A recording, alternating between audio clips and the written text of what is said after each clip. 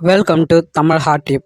இன்னைக்கு நாம் அபி என்கிற அழகு பிசாசு அப்படின்ற கதையில் பார்ட் 2 தான் பார்க்க போகிறோம். இந்த கதை நண்பனுடைய தங்கச்சி அபி கூட நடக்கிற மாதிரி இந்த கதையை சொல்லியிருக்கேன். இந்த கதையோடைய பார்ட் 1 பார்த்துட்டு இந்த வீடியோவை பாருங்கள். இந்த கதையோட பார்ட் 1 வீடியோவோட லிங்க்கை கீழே டிஸ்கிரிப்ஷனில் கொடுத்துருக்கேன். அதை கிளிக் பண்ணி பார்ட் 1 வீடியோவை பார்த்துட்டு இந்த கதையை பாருங்கள். அப்போ தான் இந்த கதை உங்களுக்கு புரியும். சரி, வாங்க கதைக்குள்ளே போகலாம். என் நண்பனுடைய தங்கச்சி அபி என்னை லிஃப்ட்குள்ளே வச்சு எனக்கு ஒரு முத்தம் கொடுத்தா. எல்லாமே சில வினாடிகள் தான் நடந்தது. 3வது ஃப்ளோரில் லிஃப்ட் நின்றுச்சு. கதவு திறந்து கொள்ள அபி என்னை தள்ளி விட்டுட்டு லிஃப்ட்டில் இன்னொரு மூலையில் போய் நின்றுக்கிட்டா. ஆட்கள் லிஃப்ட்டுக்குள்ளே நுழைய அபியோ எனக்கும் அவளுக்கும் சம்மந்தமே இல்லாதது மாதிரி அவள் எங்கேயோ பார்த்தா. அவளுடைய குறும்பு உண்மையிலேயே எனக்கு முகத்தில் சிரிப்பை வரவழைத்தது. அபி எப்போவுமே இப்படி தான், எந்த நேரத்தில் என்ன பண்ணுவான்னு அவளுக்கே தெரியாது. அவளை கணிப்பது ரொம்ப கடினமாக இருக்கும். அவளுடைய இம்சை தாங்க முடியாமல் நான் அவளோட காதலை பிரேக்கப் பண்ணிட்டு போகலாம் அப்படின்னு நான் முடிவு எடுத்து நான் அப்படி யோசிச்சுக்கிட்டு இருப்பேன், அவளை விட்டுட்டு போயிடலாம் அப்படின்னு. ஆனால் அந்த நேரம் பார்த்து இந்த அபி இப்படி தான் ஏதாவது முத்தம் இல்லைன்னா என்னை அணைச்சிப்பா, இந்த மாதிரி ஏதாவது சர்ப்ரைஸ் கொடுத்துக்கிட்டே என்னை மீண்டும் அந்த காதல் கடலுக்குள்ளே என்னை ஆழமாக மூழ்கடித்து விடுவாள். எல்லா செட்டையும் செய்துவிட்டு அவள் இப்படி பச்சை குழந்த மாதிரி முகத்தை வச்சுக்கிட்டு அப்படி நின்றுக்கிட்டு இருப்பாள். இப்போவும் அவள் அப்படி தான் நின்றுக்கிட்டுருக்கா. கிஸ் பண்ணுறதுக்கு தான் லிஃப்ட்டுக்குள்ளே கூட்டிகிட்டு போனியா அப்படின்னு கிரவுண்ட் ஃப்ளோரில் எல்லாரும் இறங்கினதும் அவளோட காதுக்கிட்ட போய் கிசுப்பான குரலில் நான் அவகிட்ட கேட்டேன். அதுக்கு அவள் ஆமாம் அப்படின்னு அவள் கேஷுவலாக சொல்லிவிட்டு எனக்கு முன்னாடி நடந்து போனான். நான் அவகிட்ட ஏய் எங்கடி போகிற அப்படின்னு கேட்டேன். அதுக்கு அவள் பசிக்குதுடா, ஏதாவது சாப்பிட்லாம் வா அப்படின்னு சொன்னான். அவள் சொன்னவுடன் அவள் பீஸா ஹட்டுக்குள்ளே நுழைஞ்சா. நான் அவள் பின்னாடியே போனேன். மெனு கார்டு வாங்கி என்கிட்ட நீட்டினா. என்ன சாப்பிட்லான்னு சொல்லு அப்படின்னு அவள் என்கிட்ட கேட்டா. நான் ஒரு 5 நிமிஷம் யோசிச்சுட்டு அந்த மெனு கார்டை பார்த்துட்டு எனக்கு ஒரு ஸ்பைசி சிக்கன் சீஸ் பீஸா வேணும், உனக்கு அப்படின்னு அவகிட்ட கேட்டேன். அவள் உடனே பேரரிடம் திரும்பி 2 tomato pasta with garlic bread அப்படின்னு சொன்னான். பேரர் நகர்ந்து விட எனக்கு செம கோபமாக வந்துச்சு. நான் ஒன்று சொன்னால் இவ ஒன்று ஆர்டர் பண்ணுறாளே, நான் பீஸா கேட்டேன் அபி அப்படின்னு நான் அவகிட்ட சொன்னேன். நான் கடுப்பான குரலில் அவகிட்ட கேட்டேன். அதுக்கு அவள் பீஸாலாம் கிடையாது, பாஸ்தா தான் நல்லாயிருக்கும், சாப்பிடு அப்படின்னு அவள் என்னை முறைச்சிக்கிட்டே சொன்னான். அப்போ நான் அவகிட்ட அப்புறம் எதுக்கு அபி என்கிட்ட கேட்ட, என்ன வேணும்னு எதுக்கு என்கிட்ட கேட்ட அப்படின்னு அவகிட்ட கேட்டேன். அதுக்கு அவள் சும்மா தான் அவன் டேஸ்ட்டு எப்படி இருக்குது அப்படின்னு தெரிஞ்சுக்கலான்னு தான் கேட்டேன், ஆனால் அது இவ்வளோ கேவலமாக இருக்குன்னு நீ சொன்னதுக்கப்புறம் தான் புரிச்சுது. ஏற்கனவே மாடு மாதிரி இருக்க, இதில் பீஸா வேறு வேணுமா உனக்கு, வெயிட்டை குறை ஃபஸ்ட்டு அப்படின்னு அவள் என்னை பார்த்து சொன்னான். நான் அவகிட்ட பாஸ்தா சாப்பிட்டா வெயிட் குறையுன்னு யார் உனக்கு சொன்னது அப்படின்னு நான் கடுப்போட அவகிட்ட கேட்டேன். அவள் கவலையே இல்லாமல் என்னை பார்த்து கலகலன்னு சிரித்தா. எனக்கு எரிச்சலாக வந்தது. கொஞ்ச நேரத்தில் பாஸ்தா வேறு வழி இல்லாமல் நான் அதை சாப்பிட ஆரம்பித்தேன். ஃபோர்க்கில் பாஸ்தாவை அள்ளி வாய்க்குள்ளே திணித்து கொண்டே அபி என்கிட்ட சொன்னான். சாப்பிட்டு அப்படியே படத்துக்கு போகிறோம், டிக்கெட்லாம் வாங்கிட்டேன் அப்படின்னு அவள் சொன்னான்.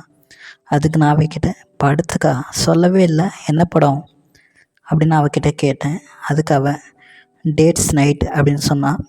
நான் அவகிட்ட இங்கிலீஷ் படமா, பலான சீன்லாம் இருக்குமா அப்படின்னு அவகிட்ட கேட்டேன். அதுக்கு அவள் சி எப்போ பார்த்தாலும் டட்டி மைண்டடாக ஏதாவது நீ ஒரு பேட் பாய்டா, எப்போ பார்த்தாலும் இந்த மாதிரி தான் பேசிகிட்டு இருப்பியா? அதெல்லாம் கிடையாது, டீசெண்டான மூவி தான் அப்படின்னு அவள் சொன்னான். நான் அதுக்கு அவகிட்ட போ அபி, அப்படின்னா நான் வரல அப்படின்னு சொன்னேன். அதுக்கு அவள் ஏன் அப்படின்னு கேட்டா. அதுக்கு நான் அவகிட்ட போ அபி, டீசெண்டான மூவினா எனக்கு ரொம்ப போர் அடிக்கும், எனக்கு ஒரு அளவும் புரியாது இங்கிலீஷில், நீ மட்டும் கெக்கன்னு சிரிச்சிட்ருப்ப அப்படின்னு நான் சொன்னேன். அதுக்கு அவள் எனக்கு புரியுது, நான் சிரிக்கிறேன் அப்படின்னு அவள் சொன்னான். அதுக்கு நான் அவகிட்ட ஓஹோ, அப்போ போய் நீ மட்டும் சிரிச்சிட்டு வா, நான் வரல அப்படின்னு அவகிட்ட சொன்னேன். அதுக்கு அவள் நிஜமாக தான் சொல்கிறியா அப்படின்னு அவள் வந்து என்கிட்ட கேட்டா. நான் அவகிட்ட யார் மேலே சத்தியம் பண்ணணும் சொல்லு, நான் வேணால் சத்தியம் பண்ணுறேன் அப்படின்னு அவகிட்ட சொன்னேன். அதுக்கு அவள் சரி ஓகே, நீ வர வேணாம், நான் மட்டும் போகிறேன். என்ன படத்துக்கு நீ வந்தா இப்போ லிஃப்டில் தந்தனே, இந்த மாதிரி 2 கிஸ் தரலான்னு நினச்சேன். இன்டர்வலுக்கு முன்னாடி ஒன்று, இன்டர்வலுக்கு அப்புறம் ஒன்று, அப்படி 2 கிஸ் தரலான்னு நினச்சேன். இப்போ நீ தான் வரலன்னு சொல்கிறியே, சரி விடு அப்படின்னு சொல்லிட்டு அபி என்னை விட்டுட்டு அப்படியே தனியாக நடக்க ஆரம்பித்தா. நான் அபியே பார்த்துக்கிட்டு இருந்தேன். இதுக்கப்புறமும் படத்துக்கு வரமாட்டேன்னு சொன்னால் நான் தான் பெரிய முட்டாளாக இருப்பேன். அபி இப்படி 2 கிஸ் தரேன் அப்படின்னு சொல்லி என்னை ஒரே அடியாக என்னை அடித்து ஃப்ளாட் ஆக்கிட்டாலே பாவி அப்படின்னு சொல்லி நான் அபியை மனசுக்குள்ளே நினச்சிக்கிட்டே நான் அப்படியே நாக்கு தொங்க போடாத குறையாக அபியுடன் அப்படியே நடந்து தேட்டருக்குள் செல்ல ஆரம்பித்தேன். நான் படத்தை எல்லாம் கவனிக்கவே இல்லை, ஏன்னா எனக்கு அந்த படம் புரியவும் இல்லை. எனக்கு அருகே என் பக்கத்தில் உக்காந்துட்டு இருந்த என்னுடைய காதலி அபியை தான் நான் கவனிச்சுக்கிட்டு இருந்தேன். நான் அவளையே பார்த்து சைட் அடிச்சுக்கிட்டு இருந்தேன். அபியும் என்னை வந்து ஏமாத்தலை. படம் ஆரம்பித்த 15வது நிமிஷத்தில் அவள் வாக்குறுதியில் இருந்து ஒரு முத்தத்தை எனக்கு கொடுத்தா. நான் அப்படியே மெய்மறந்து போனேன். நான் அப்படியே என்னுடைய காதலி அபியுடைய தோள் மீது அப்படியே சாஞ்சிக்கிட்டேன். அபியும் என்னை வந்து எதுவுமே சொல்லலை. அதுக்கப்புறம் அவள் படம் பார்த்துக்கிட்டே இருந்தா, நான் அவள் மீது சாஞ்சிக்கிட்டே இருந்தேன். கொஞ்ச நேரம் கழித்து நான் அப்படியே அவள் தோள் மீது அப்படியே அழுத்தி சாய அவள் என் மண்டையில் நறுக்கென்று ஒரு கொட்டு கொட்டினாள். அதுக்கப்புறம் இன்டர்வலும் வந்துச்சு. இன்டர்வலுக்கு நாங்கள் அப்படியே அந்த தேட்டரை விட்டு அப்படியே வெளியே வந்தோம். வெளியே வந்து ஏதாவது பாப்கார்ன் சாப்பிட்லாம் அப்படின்னு சொல்லிட்டு வெளியே வந்தோம். எனக்கு பாப்கார்னும் பெப்சியும் வாங்கு அப்படின்னு சொல்லிட்டு அபி என்கிட்ட சொல்லிவிட்டு நான் ரெஸ்ட் ரூம் போயிட்டு வரேன் அப்படின்னு சொல்லிட்டு அவள் கிளம்புனா. அபி சொல்லிவிட்டு அவள் பெண்கள் ரெஸ்ட் ரூம் பக்கம் செல்ல நான் அப்படியே கும்பலில் அடித்து பிடிச்சி 2 பாப்கார்ன் 2 பெப்சி வந்து வாங்கினேன். எல்லாத்தையும் கையில் பிடிக்க முடியாமல் பிடித்தபடி நான் அப்படியே திரும்பி நடந்து வந்தேன். அப்போது நான் ஒரு வளர்ந்து கெட்டவனின் முகத்தில் அப்படியே போய் முட்டிக்கிட்டேன். அப்போது தான் நான் நிமிர்ந்து பார்த்தேன். நிமிர்ந்து பார்த்தபோது தான் எனக்கு தெரிஞ்சது, அந்த வளர்ந்து கெட்டவன் வேற யாரும் இல்லை, என்னுடைய நண்பன் சாத் அந்த சசி பரதேசி தான் அந்த வளர்ந்து கெட்டவன். என்னை பார்த்ததும் அவன் டொயிங்குன்னு சொல்லிட்டு அவனுடைய கண்கள் அப்படியே விரிந்து என்னை அதிர்ச்சியாக பார்த்துக்கிட்டு இருந்தான். நானும் தான் அவனை அதிர்ச்சியாக பார்த்துக்கிட்டு இருந்தேன். அவன் என்னை பார்த்துட்டு டேய் டிசென்ட்ரின்னு சொன்னேன், இங்கே என்னடா பண்ணிகிட்ருக்க அப்படின்னு சொல்லிட்டு அவன் என்னை பார்த்து கேட்டான். அதுக்கு நான் என்ன பதில் சொல்கிறது அப்படின்னு தெரியாமல் அது அப்படின்னு சொல்லி திக்கிக்கிட்டே இருந்தேன். என்னால் திணறுவதை என்னால் தவிர்க்கவே முடியவில்லை. என்னால் உருப்படியாக எதுவும் சொல்லவும் முடியல. அதுக்குள்ளே என்னடா வாங்கிட்டியா பெப்சிலாம் அப்படின்னு சொல்லிட்டு அபி ரெஸ்ட் ரூமில் இருந்து அப்படியே வெளியே வந்தா. அவள் என்னை பார்த்து கேட்டா. நான் இந்த பக்கம் யாருக்கு பேசுகிறேன்னு சொல்லிட்டு அவள் கவனிக்கவே இல்லை. அவள் கேஷுவலாக கேட்டவாறு அபி பிசாசும் அங்கே வந்து சேர்ந்தா. தன்னுடைய அண்ணனை பார்த்ததும் அபி அப்படியே மெய் மறந்து அப்படியே பக்குன்னு அதிர்ச்சியாக நின்றுக்கிட்டு இருந்தா. ஏன்னா அபியுடைய, அதாவது சசியுடைய தங்கச்சி தான் அபி, என்னுடைய நண்பனுடைய தங்கச்சி தான் அபி. இதை வந்து கதையோட ஸ்டார்டிங்லேயே நான் சொல்லியிருப்பேன். அதனால் அவளும் அதிர்ச்சியாக நின்றுக்கிட்டு இருந்தா. ஓரிரு வினாடிகள் தான் அவள் அதிர்ச்சியாக இருந்திருப்பா. அதுக்கப்புறம் அவள் அப்படின்னு சொல்லி அவளுடைய தலையை அப்படியே சிலுப்பியவாறு முகத்தை அப்படியே அலட்சியமாக வச்சுக்கிட்டா. அவள் எங்கேயோ திரும்பி பார்த்துக்கிட்டு இருந்தா. என்னுடைய நண்பன் சசி எங்கள் இருவரையும் மாறி மாறி பார்த்துட்டு ஒரு கேவலமாக ஒரு லுக்கை விட்டான். அப்புறம் ஓரக்கண்ணால் அவனுடைய தங்கை அபியை பார்த்து கொண்டு என்னிடம் நக்கலாக என்கிட்ட வந்து பேச ஆரம்பித்தான். என்னிடம் நக்கலான குரலில் என்னை பார்த்து கேட்டான், ஓஹோ இதுதான் நீ சொன்ன அந்த டிசென்ட்ரியாடா அப்படின்னு சொல்லி அவன் கேட்டான். அவனுடைய நக்கல் என்னுடைய காதலி அபியை வந்து சூடாக்கியது. அதுக்கு அபி அவனை பார்த்து என்னது என்ன சொன்ன அப்படின்னு சொல்லி திரும்பி தன் அண்ணனை பார்த்து முறைத்தாள். அவளுடைய அண்ணன் அவளை கண்டு கொள்ளாமல் என்னை பார்த்து அவன் வந்து சொன்னான், ஏண்டா இவ கூட போய் சேர்ந்து ஊர் சுற்றிட்டு இருக்க? எத்தனை தடவை சொல்லியிருக்கேன் இவ கூடலாம் சுத்தாத, ஆனால் நீ அடங்க மாட்டியாடா அப்படின்னு சொல்லி என்னுடைய நண்பன் சசி என்னை பார்த்து கேள்வி கேட்டான். அதுக்கு நான் அவன்கிட்ட இல்லடா மச்சான் நான் சொன்னேன்டா, ஆனால் அபி தான் என்னை படத்துக்கு கூட்டிகிட்டு வந்துட்டா அப்படின்னு சொல்லி நான் இழுக்க ஆரம்பித்தேன். இப்போது அபி தன் அண்ணனிடம் அப்படியே புரிந்து தள்ள ஆரம்பித்தா. தன்னோட அண்ணனை பார்த்து, இப்போ எதுக்கு நீ அவனை மிரட்டுற? நாங்கள் 2 பேரும் ஊர் சுற்றினா உனக்கு எதுக்கு எரியுது அப்படின்னு சொல்லி அபி தன்னுடைய அண்ணன் சசியை பார்த்து கேட்டா.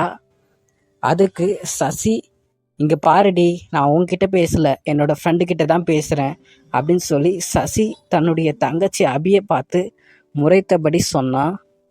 அதுக்கு அபி, ஏன் அவனை ஏன் திரும்பி திரும்பி மிரட்டிட்டு இருக்க?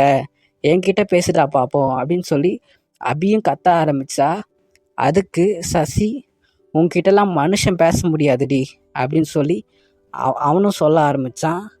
அதுக்கு அபி, மனுஷன் தானே பேச முடியாது, அப்போ நீ பேசுடா அப்படின்னு சொல்லி அபியும் அவனை பார்த்து கிண்டல் அடித்தா.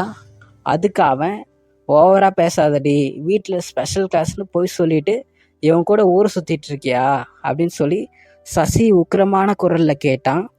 அதுக்கு அபியும், நீ மட்டும் என்னடா இன்டர்வியூன்னு போய் சொல்லிட்டு இங்கே என்ன பண்ணிகிட்ருக்க, யார் கூட சுற்றிட்டு இருக்க அப்படின்னு அபியும் அவனை மடக்கி பேச ஆரம்பித்தா. அப்போது என்னுடைய நண்பன் சசி அப்படியே திணறி போனான். அவனுக்கு என்ன பதில் சொல்கிறதுனே தெரியல.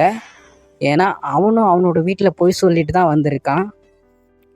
அதுக்கப்புறம் என்னுடைய நண்பன் சசி தன்னுடைய தங்கச்சி அபியை பார்த்து, உனக்கு திமிரு ஜாஸ்தி ஆயிடுச்சுடி, உன்னோட லவ் மேட்டரை அப்பா கிட்ட போட்டு கொடுக்குறனா இல்லையா பாரு அப்படின்னு சொல்லி அவன் சொல்ல ஆரம்பித்தான். அதுக்கு அபி, போய் போட்டு கொடுடா, நானும் போட்டு கொடுக்குறேன் என்று அவனுக்கு என்னுடைய காதலி அபியும் பதிலடி கொடுத்தா. ஆனால் எனக்கு என்னுடைய வயிற்றில் புளியை கரைச்சது போல் இருந்துச்சு. ஆனால் அபி சற்றும் அசரவே இல்லை. அவள் தன்னுடைய அண்ணனை எதிர்த்து பேசிக்கிட்டு இருந்தா. அப்போது என்னுடைய நண்பன் சசி அபியை பார்த்துட்டு, நீ என்னடி போட்டு கொடுப்பா அப்பா கிட்ட அப்படின்னு வந்து கேட்டான். அதுக்கு அபி, போட்டு கொடுக்குறேன்டா, எல்லாத்தையும் போட்டு கொடுக்குறேன், நீ தம் அடிக்கிறது, தண்ணி அடிக்கிறது, அப்புறம் காலேஜ் டூர் போகிறப்போ அங்கே கையில் காசு வச்சுக்கிட்டு ப்ராஸ்டியூட்டுக்காக அலைஞ்சது, அதெல்லாம் நான் அப்பா கிட்ட போட்டு கொடுக்குறேன் அப்படின்னு சொல்லி அபியும் சொல்லி முடித்தா. அபி அப்படி சொல்லி முடித்ததும் அபி அப்படியே கோபமாக அவளுடைய அண்ணனை பார்த்து, அண்ணன் சசியை பார்த்து கோபமாக சொல்லி முடித்தா. இதெல்லாம் கேட்டுக்கிட்டு இருந்த சசி அப்படியே மிரண்டு போனான். அவன் அதிர்ச்சியாக அபியோடைய முகத்தையே பார்த்துக்கிட்டு இருந்தான். கொஞ்ச நேரம் பார்த்ததுக்கப்புறம் அவனுடைய முகம் கொஞ்சம் கொஞ்சமாக கோபமாக மாறியது. அந்த கோபமான முகத்தோடு அவன் அப்படியே திரும்பி என்னை பார்த்து முறைச்சான். நான் அப்படியே தலையை தொங்க போட்டுக்கிட்டு இருந்தேன். அதுக்கு என்ன காரணம்னா, சசியுடைய இந்த சீக்ரெட், அதாவது அவன் தண்ணி அடிக்கிறது, தம் அடிக்கிறது, அப்புறம் காசை வச்சுக்கிட்டு காலேஜ் டூர் அப்போ காசு வச்சுக்கிட்டு அலைஞ்சது, இந்த சீக்ரெட் எல்லாத்தையும் ஏன் மூலியமாக தான் அபிக்கு போச்சு அப்படின்றது அவனுக்கு தெரிய ஆரம்பித்தது. ஏன்னா என்னை தவிர அபி கூட யாரும் க்ளோஸாக இல்லை, அதனால் நான் தான் சொல்லியிருப்பேன் அப்படின்றத என்னுடைய நண்பன் சசி புரிஞ்சுக்கிட்டு அவன் என்னை பார்த்து முறைக்க ஆரம்பித்தான். நான் எதுவுமே சொல்லாமல் தலையை தொங்க போட்டுக்கிட்டு நின்றுக்கிட்டு இருந்தேன். என்னுடைய காதலி அபி அவளும் அப்படி தான் கோபமாக நின்றுக்கிட்டு இருந்தா. அதுக்கப்புறம் என்னுடைய நண்பன் சசி தன்னுடைய தங்கச்சி அபியை அப்படியே வெறுப்பாக பார்த்தான். பின்பு பார்வை விளக்காமலே அவன் என்னை பார்த்து பேச ஆரம்பித்தான். அவன் என்னை பார்த்துட்டு, ஏண்டா இப்படி ஒருத்தி தேவையாடா உனக்கு, இவ்வளோ போய் லவ் பண்ணுறியடா அப்படின்னு சொல்லி அவன் சொல்லி பேச ஆரம்பித்தான். அப்படி அவன் பேசிகிட்டு இருக்கும்போதே என்னுடைய காதலி அபியும், என்னடா சொன்ன அப்படின்னு சொல்லி அபியும் ரௌத்திரமாக பேச ஆரம்பித்தா. அப்போது என்னுடைய நண்பன் என்னை பார்த்துட்டு, ஏய் நான் இவன்கிட்ட கொஞ்சம் தனியாக பேசணும்டி, நீ உள்ளே போறியா, நீ உள்ளே போய் படம் பாரு, நான் இவன்கிட்ட பேசிட்டு வரேன் அப்படின்னு சொல்லி என்னுடைய நண்பன் தன்னுடைய தங்கச்சிக்கிட்ட வந்து சொல்லி முடித்தான். அப்போது அபி தன்னுடைய அண்ணனை பார்த்து, அப்படி என்னடா பேச போகிற அவன்கிட்ட அப்படின்னு சொல்லிட்டு அவளும் கோபமாக கேட்க ஆரம்பித்தா. அப்போது என்னுடைய நண்பன் சசி, இது பசங்களுக்குள்ள மேட்ருடி, நீ கிளம்பு அப்படின்னு சொல்லி தன்னுடைய தங்கச்சி அபியை வந்து தேட்டருக்குள்ளே போகும்படி சொல்ல ஆரம்பித்தான். அப்படி சொன்னதுக்கப்புறம் சசி அப்படி சொல்ல அபி தன் அண்ணனையே கொஞ்ச நேரம் முறைச்சபடி பார்த்துக்கிட்டு நின்றுட்டு இருந்தா. அப்புறம் என்னுடைய கையில் இருந்த பாப்கார்னையும் பெப்சியையும் வாங்கிக்கிட்டு அவ கடுகடுப்பான குரலில் என் காதில் வந்து பேச ஆரம்பித்தா. அவள் என்கிட்ட, டேய் படம் ஆரம்பிச்சிருவான், சீக்கிரம் வந்து தொலை, இந்த நாய் கூட வளவலன்னுலாம் பேசிகிட்டு இருக்காத அப்படின்னு சொல்லிட்டு அவள் என் காதில் கத்திட்டு அவள் அந்த பக்கம் அப்படியே நகர ஆரம்பித்தா. அவள் நகர ஆரம்பித்ததும் சசி இந்த பக்கம் என்னுடைய கையை பிடிச்சி அப்படியே இழுத்துக்கிட்டு கொஞ்சம் தூரம் நடக்க ஆரம்பித்தான். அவன் தியேட்டரின் பக்கவாட்டில் இருந்த பெட்டி கடைக்கு போனான். அங்கே போயிட்டு அங்கே இருந்து ஒரு தம் பாக்கெட்டை வாங்கிட்டு வந்தான். அங்கு ஒரு கூட்டமே நின்று இருந்தது. அப்போது என்னுடைய நண்பன் சசி அவனுடைய அந்த தம் பாக்கெட்டை எடுத்து என்கிட்ட நீட்டினா. நான் அப்படியே பதறினேன். டேய் வேணாம் மச்சான், எனக்கு சிகரெட்லாம் வேணாண்டா, அபிக்கு தெரிஞ்சால் என்னை அடிப்பாடா அப்படின்னு சொல்லி எனக்கு சிகரெட் வேணான்னு நான் சொல்லி முடித்தேன். அப்போது என்னுடைய நண்பன் சசி அப்படியே என்னை பார்த்து கடுப்பானா. அவன் என்னை பார்த்துட்டு, சி எடுடா ஒழுங்கா, பொட்டச்சிக்கெலாம் போய் பயந்துட்டுருக்க அப்படின்னு சொல்லி அவன் என்னை பார்த்து கோபமாக திட்டினான். நான் அப்படியே தயங்கி அந்த பேக்கெட்டில் இருந்து ஒரு தம்மை எடுத்து வாயில் வச்சு பற்ற வச்சேன். சசியும் தன்னுடைய வாயில் ஒரு தம்மை பொருத்தி கொண்டு அவனும் பற்ற வச்சான். கண்களை லேசாக செருகி புகையை வெளியே ஊதிக்கொண்டே அவன் என்னை பார்த்து கேட்க ஆரம்பித்தான். டேய் நான் ஏன் உன்னை என் தங்கச்சி கூட சேர வேணாம், அவள் கூட ஏன் ஊர் சுற்ற வேணான்னு சொன்னேன்னு தெரியுமாடா அப்படின்னு சொல்லி அவன் என்னை பார்த்து கேட்டான்.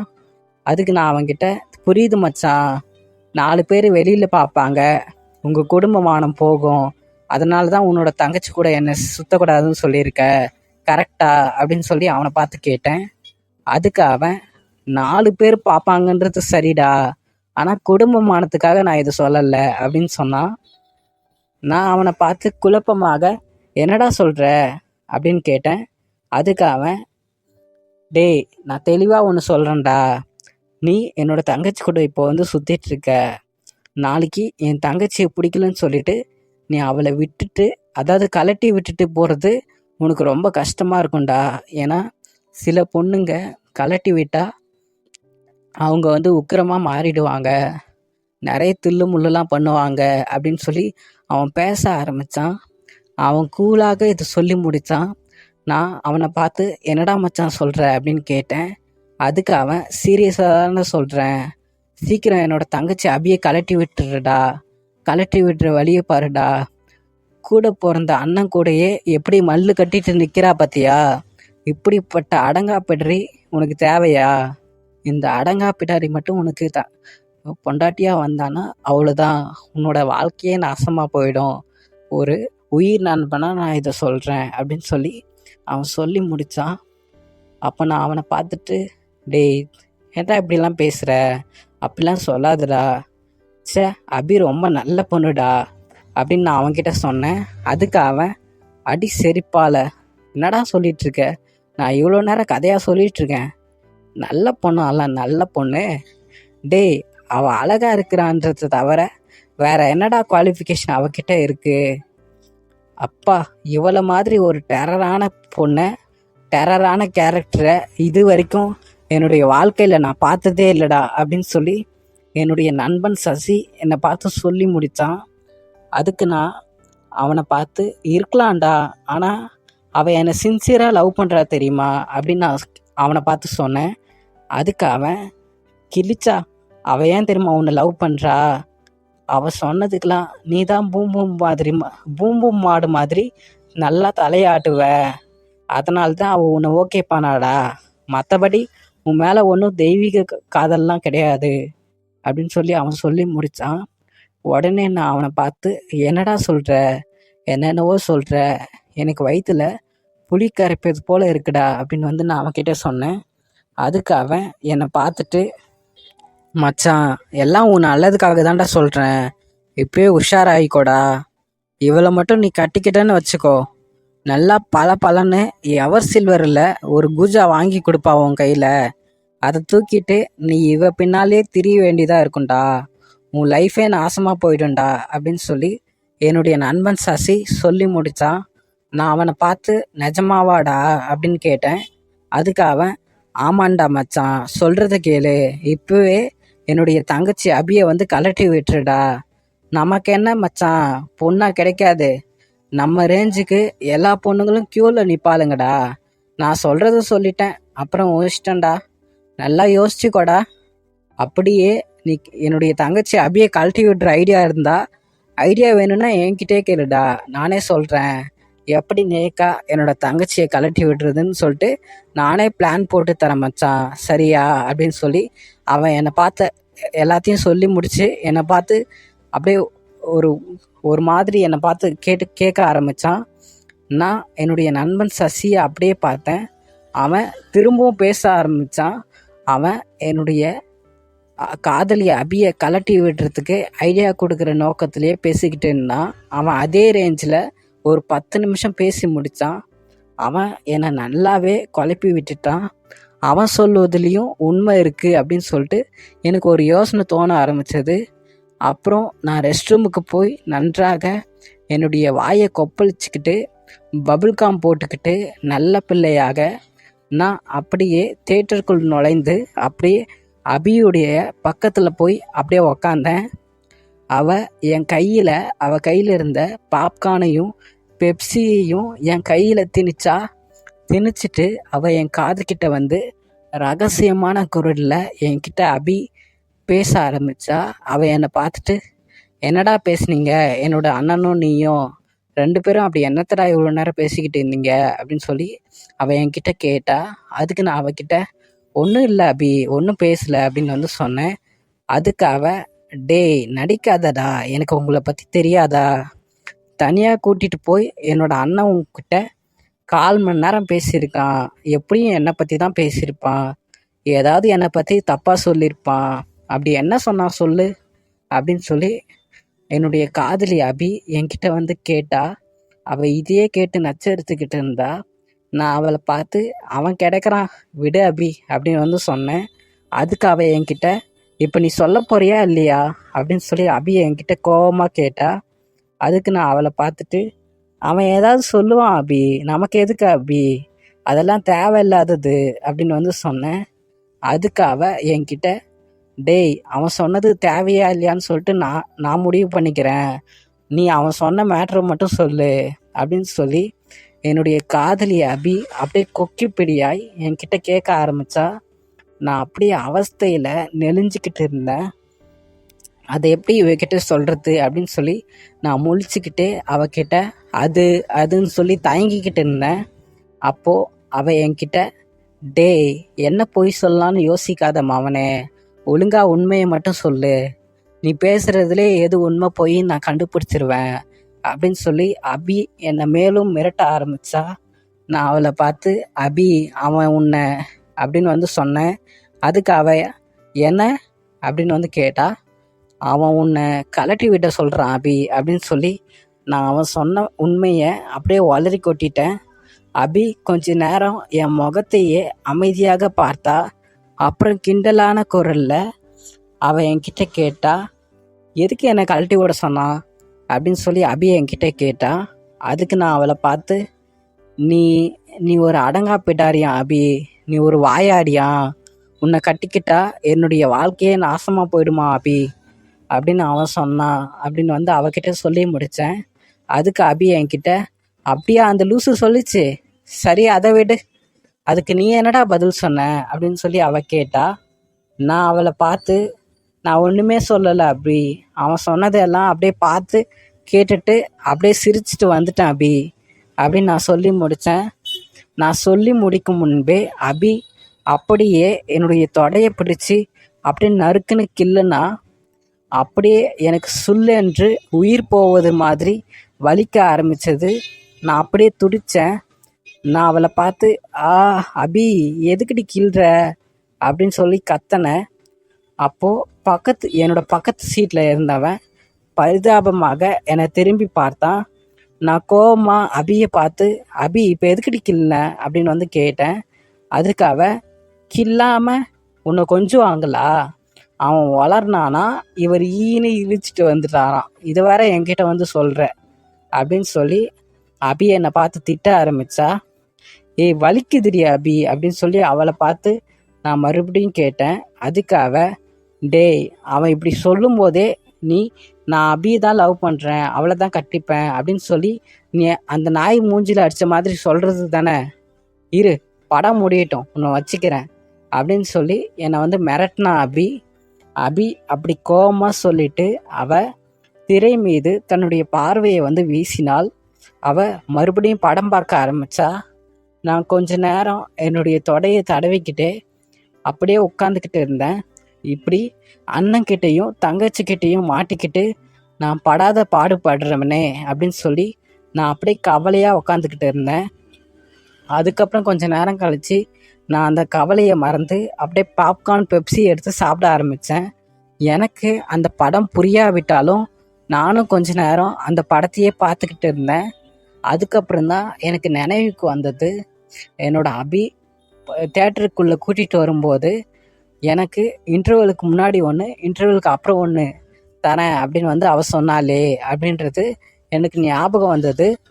இன்டர்வலுக்கு முன்னாடி கொடுக்க வேண்டிய கணக்கை கரெக்டாக கொடுத்து முடிச்சிட்டா.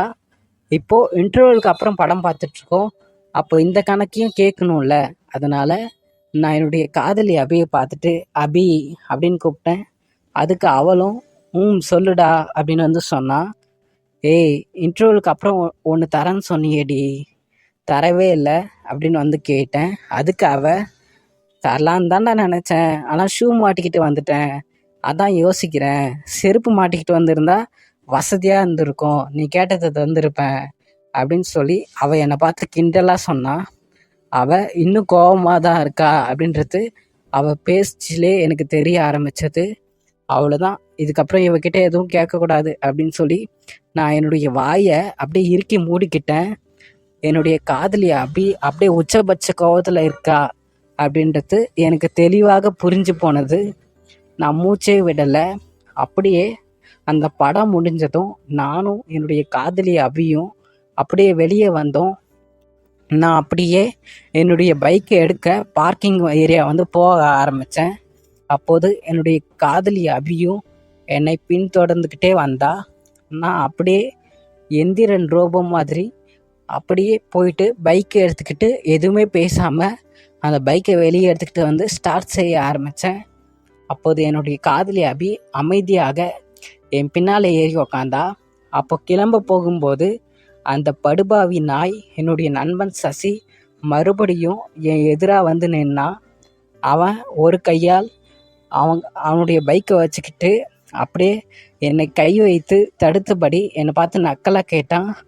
அடுத்தது எங்கடா போகிறீங்க அப்படின்னு சொல்லி அவன் என்னை பார்த்து நக்கலாக கேட்டான். இப்போது அபி தன்னுடைய அண்ணனை பார்த்து அப்படியே ஆத்திரமாக பேச ஆரம்பித்தா. அவள் தன்னோட அண்ணன் சசியை பார்த்து, எங்கே போனால் உனக்கு என்னடா, நீ மூடிட்டு போடா வீட்டுக்கு அப்படின்னு சொல்லிட்டு அவள் கோபமாக பேச ஆரம்பித்தா. அவள் கத்தியதை கேட்டு அந்த சுற்றி இருந்தவங்களாம் ஒரு மாதிரி பார்க்க ஆரம்பித்தாங்க. அப்போது தன்னுடைய அண்ணன் சசி மட்டும் இல்லை, நானும் அப்படியே அரண்டு போயிட்டேன். இவனடா இப்படி பேசுகிறா அப்படின்னு சொல்லிட்டு நானும் அரண்டு போயிட்டேன். அப்போது ஆக்சிலேட்டரை கிர் என்று நான் முறுக்க ஆரம்பித்தேன். நான் அப்படியே அந்த இடத்த விட்டு இவங்க கிட்ட இருந்து ஃபஸ்ட்டு தப்பிக்கணும் அப்படின்னு சொல்லி அந்த இடத்த விட்டு அப்படியே பைக்கை ஸ்டார்ட் பண்ணிக்கிட்டு போக ஆரம்பித்தேன். நான் அப்படியே அந்த தேட்டரை விட்டுட்டு அப்படியே மெயின் ரோட்டில் என்னுடைய வண்டியை ஏற்றி அப்படியே செலுத்த ஆரம்பித்தேன். எங்கே போகிறதுனே எனக்கு தெரியல. இவ வேற எதுவுமே சொல்ல மாட்டேங்கிறாளே, பேசவே மாட்டேங்கிறாளே, இவ வேற கோபமாக இருக்கா, இவகிட்ட கேட்கலாமா வேணாமா அப்படின்னு சொல்லிட்டு நான் வேறு வழி இல்லாமல் நான் என்னுடைய மனசை திடப்படுத்திக்கிட்டே தயங்கி தயங்கி என்னுடைய காதலி அபியை அப்படியே திரும்பி பார்த்து அவகிட்ட கேட்டேன், எங்கே போகலாம் அபி அப்படின்னு கேட்டேன். அதுக்கு உன் ரூமுக்கு போடா அப்படின்னு வந்து பட்டுன்னு பதில் சொன்னா. எதுக்குடி அபி என்னோட ரூமுக்கு அப்படின்னு வந்து கேட்டேன். அதுக்கு போனா போடா, ஒழுங்காக சொன்னது செய்யி அப்படின்னு வந்து சொன்னான்.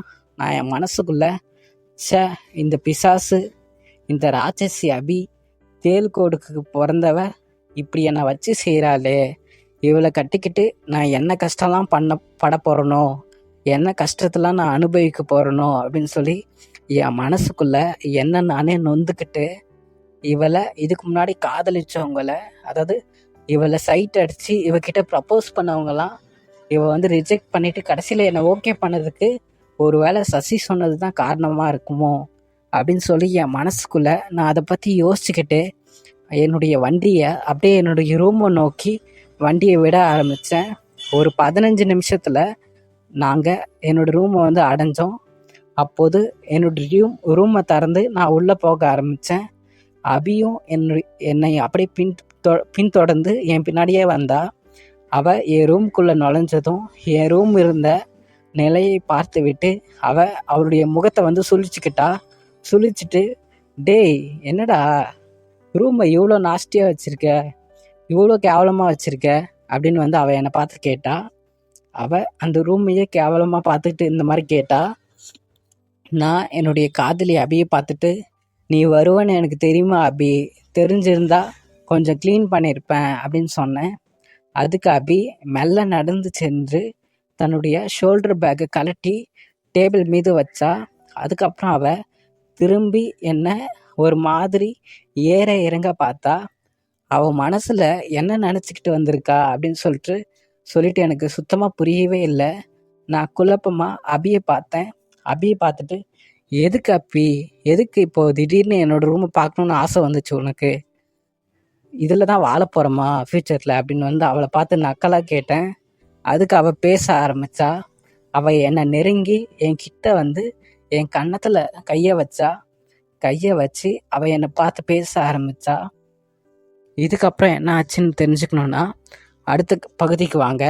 இந்த கதையை முழுசாக கேட்கணுன்னா கீழே இருக்க இன்ஸ்டாகிராம் அக்கௌண்ட்டுக்கு எனக்கு வந்து மெசேஜ் பண்ணுங்கள். நன்றி.